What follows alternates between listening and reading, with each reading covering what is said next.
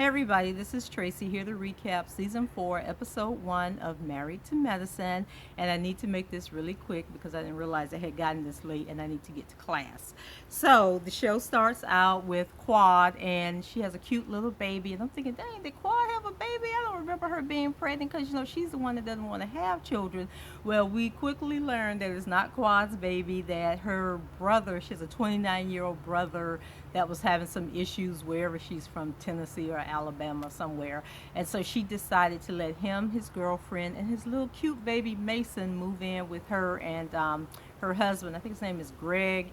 And so that should turn out to be interesting. And I'm thinking, why did Quad do this? Because she knows how she is, and this couple don't look like they live at the same level that Quad do. That they're as pretentious and materialistic as Quad. So I'm thinking that Quad needed a storyline, and so that's why she invited them to come stay with her. And but it should be interesting, especially with that baby, because obviously she thinks it's cute to have a baby around. She just doesn't want one of her own. We learned that Dr. Jackie and her husband have sold their house, and they're living in a, I think she said, 1,400 square foot apartment. And so they are looking for a new place to live. And being in the apartment makes Dr. Jackie want to live in a condo, like a high rise condo, but her husband still wants to live in a house in the suburbs. And so I guess their storyline this year is where they're going to live and if who's going to compromise on this housing situation. So then we have Toya and Dr. Eugene, and he's taking her to the location that he's found. Remember, he was doing the rejuvenation spa, IV spa thing, and Toya kept telling him last year that they needed to get a location. The business would do much better if they had a physical location. So he's finally agreed to do that. So he's taking Toya to view the space that he's leased out. And through their conversation, we learned that they are in debt and they owe the IRS a substantial amount of money because they don't know how to handle their business. I think they're going to tell us the story about people, the accountants that they had stole from them and all this other stuff. But at the end of the day, Toya, you were sitting at that house doing nothing but spending money. You could have been handling business and doing the taxes and make sure that, whoever you had doing the taxes was doing what they were supposed to do and not getting you guys in trouble. And I think they haven't filed taxes in like 3 years or something. So that's really unexcusable. Next, we have Dr. Heavenly and Lisa, and they're riding around, chit chatting. And Dr. Heavenly lets us know that she no longer drinks. She's getting her life together, and that her oldest son is about to graduate from high school and head off to college. And we also learned that she started a new practice, and her husband actually started I think she said they opened an office for dental surgery or something like that.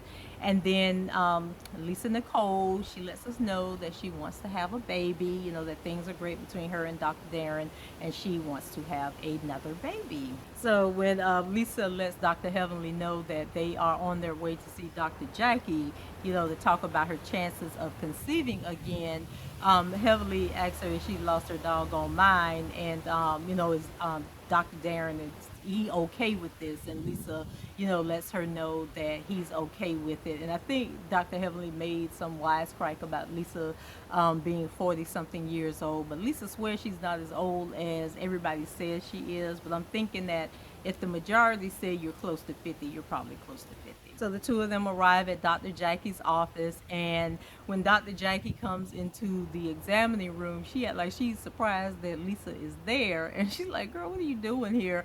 And Lisa lets her know why she's there, and Jackie's expression just tells it all. Like, "Girl, why are you here wasting my time?"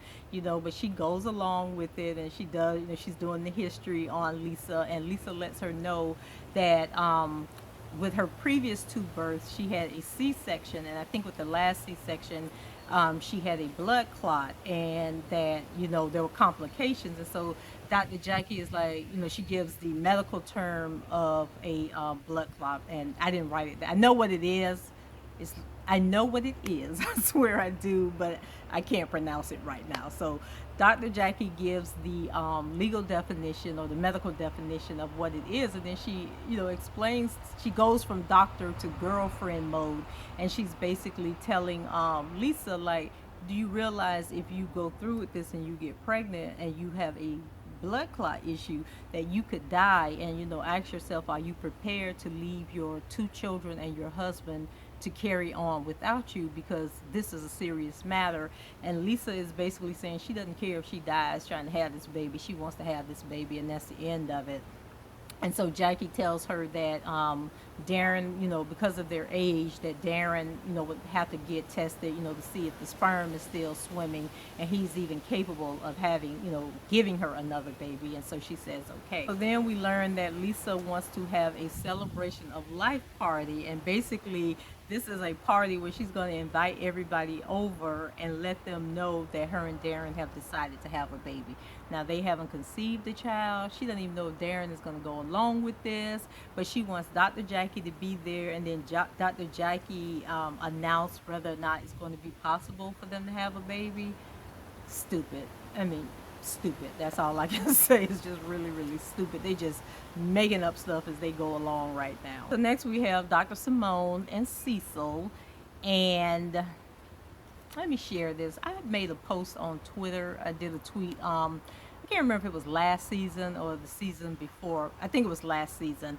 But I had made a tweet about, I think it was the way that Dr. Simone talks to Cecil. They were arguing. I don't know if they were playing golf. I can't remember the exact scene, but I know she was being very disrespectful to him. And so I tweeted that, she better be careful, the way she talks to her husband, because I think in the scene, Cecil made some comment like she's going to miss him when he's gone or something like that.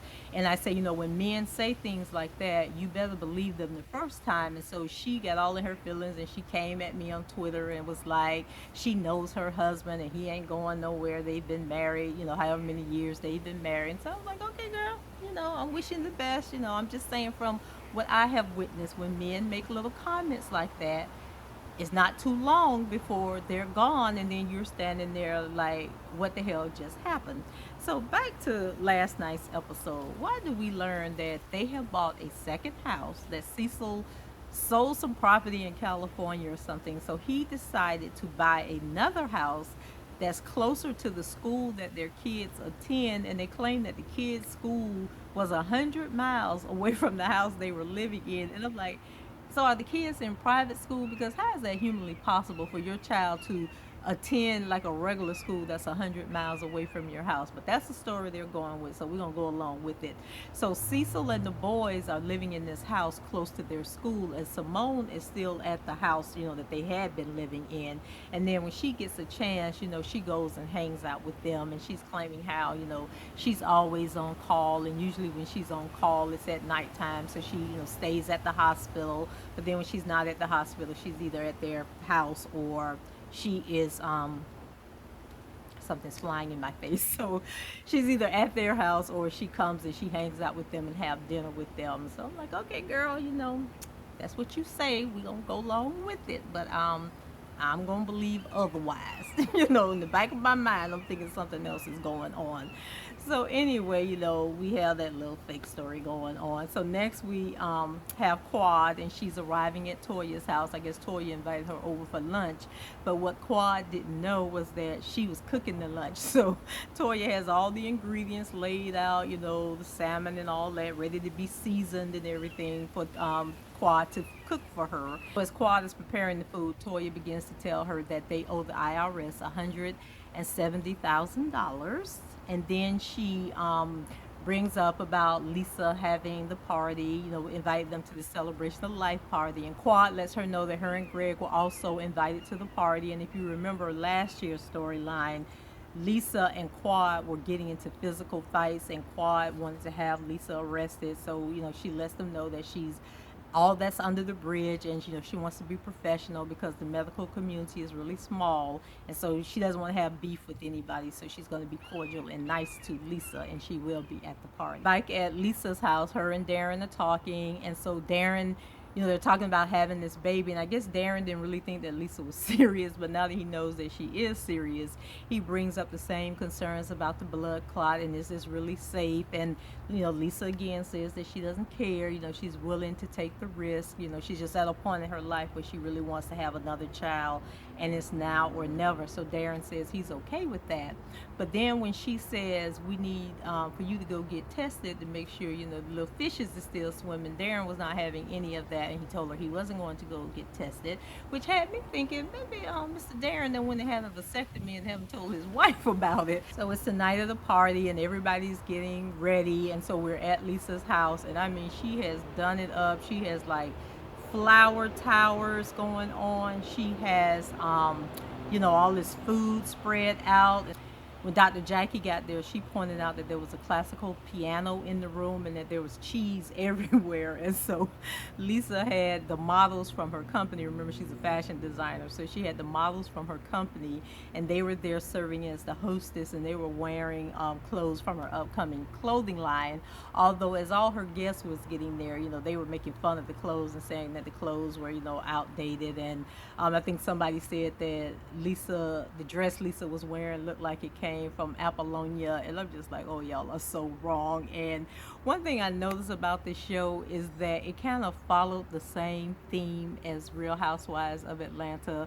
Real Housewives of Atlanta opened with Todd, Ace, and Candy, Ace the baby, and then Married to Medicine opened up with Quad and Dr. Greg. Is her husband a doctor? Well, Quad and Dr. Greg, and they have Mason, the nephew, and then now here we are, Real Housewives of Atlanta. We had Kenya's housewarming party, and Married to Medicine has this stupid celebration of life party. So, I'm gonna need them to be a little more original on these shows. But anyway, the party is going along, and like I say, as all the guests are showing up, everybody's throwing shade and making their little comments. And so we finally get to a scene where all of the main cast members are out on the bike on the patio, and someone asks, I think it was Toya, asked the question, why is the party so dead? Why isn't there dancing and music? And what is this all about? Then Lisa talks about the party. If that's the kind of party Toya wants to have, then why don't she set it off?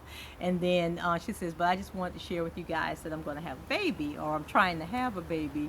So once she said that, the conversation went to, girl, you are too old. You're almost 50. Why are y'all trying to have this baby? And the guys were like, oh, and then there was another scene where all the guys were in the room together, and they were joking with Darren saying, bro, I thought you said you didn't want to be 60 and paying for college tuition. And he was like, right. And they said, well, that's what's about to happen if you let Lisa go through with this.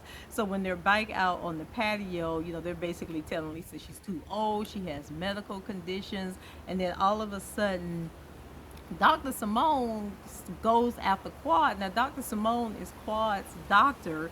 And then she starts telling Quad, instead of her worrying about Lisa having a baby, when is she going to have a baby, and about her eggs are going to dry up. And I'm like, they don't have HIPAA laws in Georgia. I thought HIPAA was a federal law that says that you can't be discussing people's medical history and business, with other people, that there's some privacy supposed to be going on there. But Simone was treading real lightly there, as she went for Quad. And I think Quad and her husband ended up getting angry and getting up and leave. And so it was just a pointless, useless fight. It was a dumb episode. And, but I'm going to hang in there and see where it goes, because I did like the show in the beginning, but I didn't like where it went tonight. So that's it. Told you it was going to be quick. I'm going to get off of here and get on to class.